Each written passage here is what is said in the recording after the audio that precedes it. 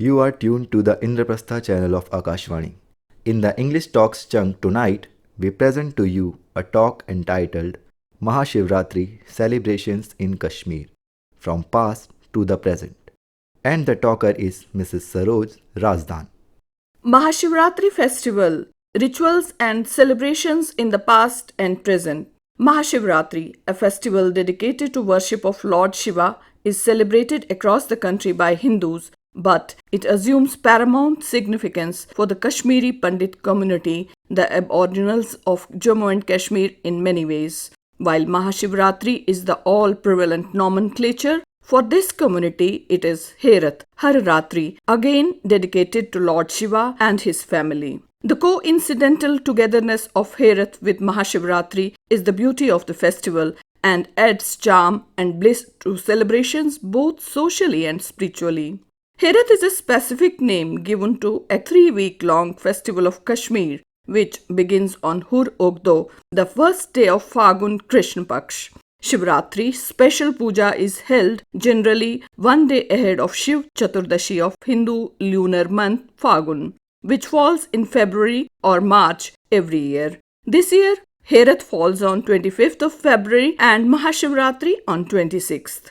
To explain it in a simple way, there are 12 Shiv Chaturdashis in a year, but the Shiv Chaturdashi of Fagun is considered as Mahashivratri. So, Herath is the indigenous festival of Kashmir Valley, though independent of Mahashivratri, yet deeply connected with the grace of Lord Shiva. Both the nights of the Herath and Mahashivratri are considered spiritually oriented nights, and the great sadhaks use these two nights as a means to their spiritual advancement and attainments. In order to throw some light on Herath, it is the most auspicious, traditional, socio-religious and cultural festival of Kashmir. From the times immemorial, this grand festival of Jammu and Kashmir has remained a star attraction for everyone within and outside the valley of Kashmir. In fact, Herath is dedicated to the two wishful sons of Bhagwan Shiva and his consort Mata Parvati, who are called Vatuknath and Raman Ramgud. Especially Vatuk Bhairav are recognized as Bhairavs with the divine power of removal of distress, Sankatahari. In the past, until exile of the community from Kashmir in 1990, Herath-related festivities, as mentioned earlier, would begin from the first day of the Fagun lunar month with the cleansing process of houses, especially of the place where Vatuknath Puja is ceremonialized. In present times, over the years, some dilution has been witnessed in context of strict adherence to the rituals.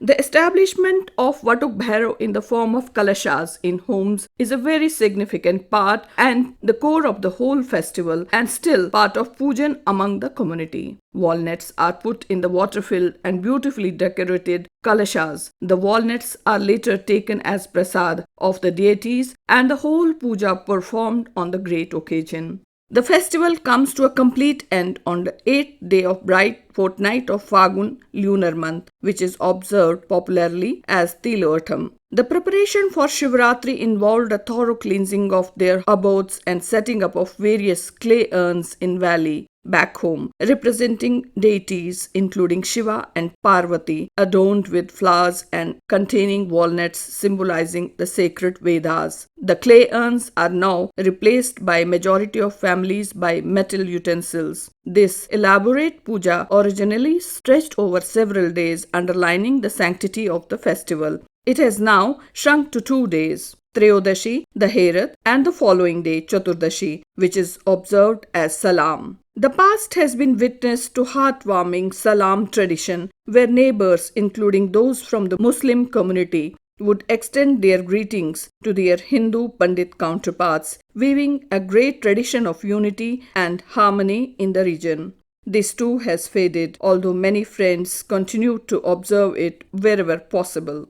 To many people in the community, Herath means many different things. At a very mundane level, for many, it symbolizes the marriage of Shiva and Shakti. For some, it is a ritual of Vatuk Bharun that is rooted in the Tantra tradition, and perhaps for some, it is an opportune moment for spiritual transformation. The Nilmat Purana says Shivaratri is observed on the dark 14th of Faguna. However, Herath is primarily focused on the worship of Bhairava rather than the marriage of Shiva and Parvati. Bhairava, a fierce manifestation of Lord Shiva, embodies protective energies and symbolizes the destruction of negative forces. The rituals and practices during Herath are centered around invoking Bhairava's presence, who is worshipped during Herath festival in the form of Vatuk. Various earthen vessels made by Kral, the potter, are used as part of Vatuk Puja. These vessels symbolize different aspects of the deity and are arranged in a specific manner during the puja. The arrangement of these vessels holds symbolic significance and represents the presence and blessings of Vatuk Bhairava during the worship ceremony. The display and presentation is very artistic and beautiful. In the past, a special seating asana made of grass called Ari would be placed on which all the kalashas would be seated. While few managed to arrange it in different parts of the world, in places like Jammu and Delhi NCR, it is easily available and put in use by the families. While few managed to arrange it in different parts of the world, in places like Jammu and Delhi NCR, it is easily available and put in use by the families post their settlement in these places. On the main puja day, that is 13th of the month, the eldest male of the family fasts, which he breaks in the evening. On the eve of Amavasya, the kalasha or urn of Vatuk Bhairav Shiva would be ceremoniously taken to the banks of Vitasta Jhelum river in Kashmir valley for the immersion of worship materials.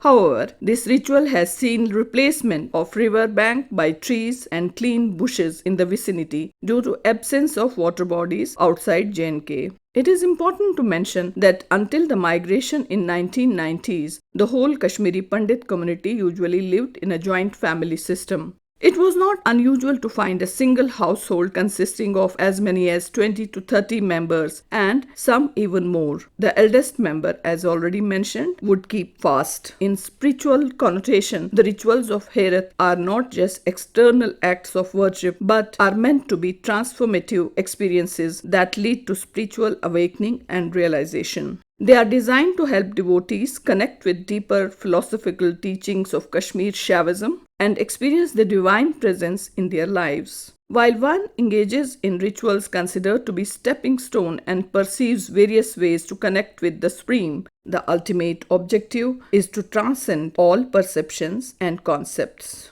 Post-festival activity following Herath, Kashmiri Pandits perform Parmazun ritual. These rituals are still in practice across the globe, albeit only with a feeling of devotion due to practical difficulties. They continue to practice the rituals and festivals even in the exile with more dedication, devotion, commitment, and a sense of duty towards their indigenous cultural tradition. The holy songs and hymns that once filled the night air in the past has been replaced by impersonal sounds of recorded voices. One more tradition of giving and receiving, Herath Kharch, the new currency notes to each other, is gradually fading. Even as among the elders, its spirit remains. Perhaps the biggest change so witnessed post-exile of the community from Valley is the offerings of food. There is no doubt that members of the exiled Hindu community of Kashmir have been celebrating the festival consistently with deep commitment and dedication throughout the globe over the last almost 3.5 decades. But what is being observed simultaneously is that the younger generations have started to experience difficulties in observance of age-old traditions and rituals of the important festival. It is fundamentally because of the dispersal of the community, dismember of their large-sized families, and the gradual decay of older generations within the community. The flavor of Mahashivratri might have changed ever since leaving Kashmir, but the essence remains the same. As this auspicious festival nears, let's join in prayers for the well-being of all, hoping that this festival brings joy, prosperity, and solace to every corner of our nation, including the Kashmiri Pandits who have continued to observe this festival with deep conviction and faith wherever they may be. May Lord Shiva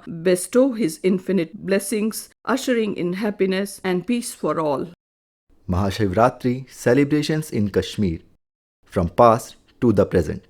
You were listening a talk by Mrs. Saroj Razdan. This broadcast came to you over the Indraprastha channel of Akashvani.